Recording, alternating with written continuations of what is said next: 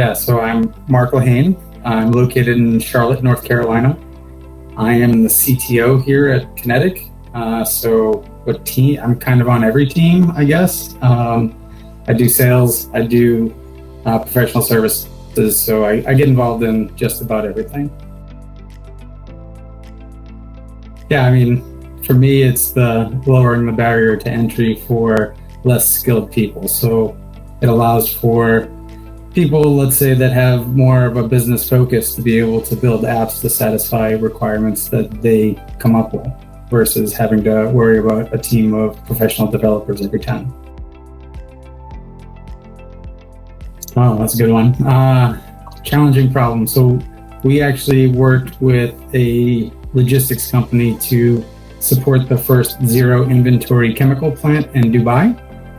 So we built a series of orchestrated structures, including things like making sure we had the right number of containers in a container yard, but minimizing the amount of storage. So demurrage was limited, picking the right shipping lane based off of commercial requirements, based off of the different steamship lines included with the end result of where they were going. So it also pulled in data from 3 to 4 different TMS systems. Wow, that sounds super complex. Yeah, well, it's definitely, and what's crazy is it took, I think they expected it to take 2 to 3 years. First iteration was out in 4 months. Wow. Yeah, and they were a traditional Java shop, but they embraced the platform and now build applications in the platform. The most proud of is probably I built an online gambling site in Mendix version 2. I was going to school for my master's, and a couple guys from Holland came over and gave a presentation about this platform that was just coming to America, if you will. They were opening their Boston office. It was technically in Cambridge, Mass. And they wanted to go to different schools. So it was kind of the start of the Mendix University program. They gave the presentation. It was either write the 40-page paper due at the end of the course or try to build an application in this software. So I chose that. And then somehow wound up working there just months later, and 16 years later, I'm here having this conversation with you.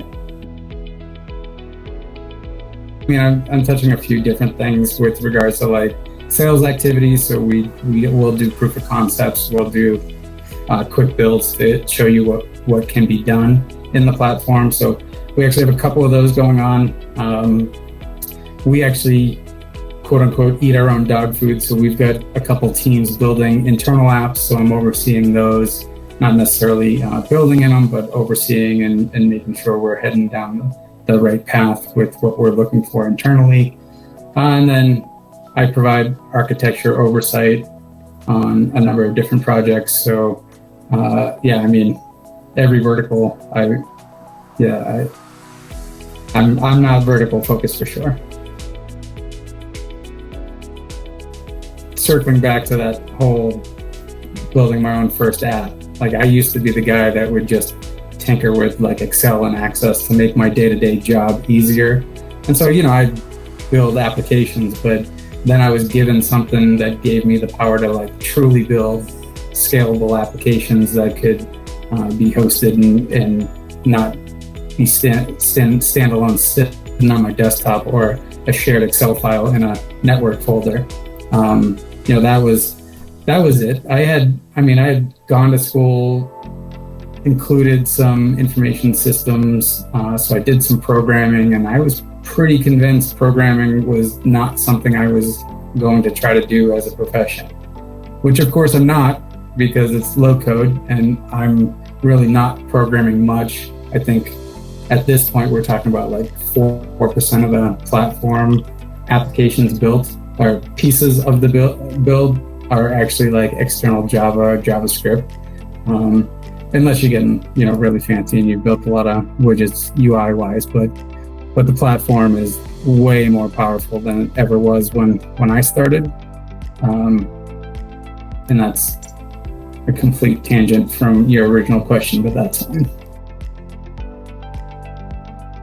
Yeah, that's the thing is, I don't actually think I have the superpower anymore. It used to be that, I'm the guy that's been doing it since way back when, but now there's so many shortcuts, keys, and what have you that have been added that you couldn't do back when I started. So, I'm pretty convinced most of the people being trained now have a little bit of a leg up on me. Now, that's to start out, but at the same rate, I can do things slow a lot better than them. So it depends on how you look at it. I'll say that, one of my biggest things is I've been working in it for so long. I stay connected to, the forum and the marketplace. So I see what modules are being produced, what capabilities are being rolled out. I'm also part of a lot of conversations as an MVP about what's in the roadmap. So that's probably my biggest, superpower is the knowledge ahead of time, if you will. So I'm quick to be able to tell you, oh, here's 3 or 4 options from the marketplace that you could do, or here's an application we built that's very similar to this, and so it's kind of that built up repository at this point. But yeah, I don't think for me, it's not, there's no single one superpower. Yeah, so my go-to here for a question like this is always build something for yourself and make sure it's a subject that you're passionate about, right? Like, so is there something in your regular life that you could build software for? Doesn't matter what it is, just enough so that you can be the subject matter expert, so you don't have to go asking questions about, hey, how should this work?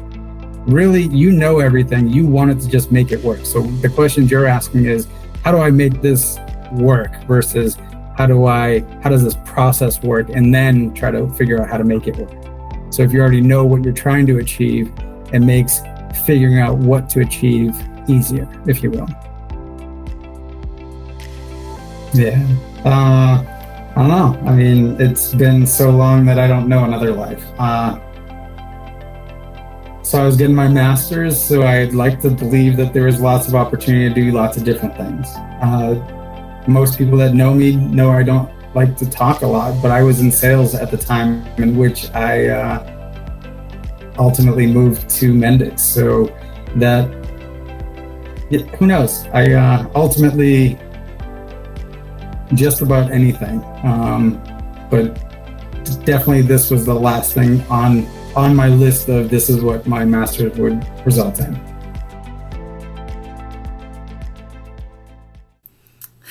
I can't believe you were a sales guy, Mark. That makes me laugh. You were doing cold calling and hardcore sales and forced to talk all the time? No, it was warm calls. It was definitely not cold calls.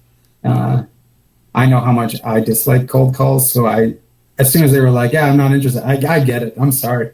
I didn't even mean to call you. I won't call again. You were that sales guy that's like, I'm so sorry. You're off the list, exactly. Bye, dude. I would be more the guy that's like, what do you mean? You do want to hear more? All right. Fantastic. I'll tell you more. Yeah. I love it. I'm actually not sure what to say now because nobody's ever said they wanted to hear more.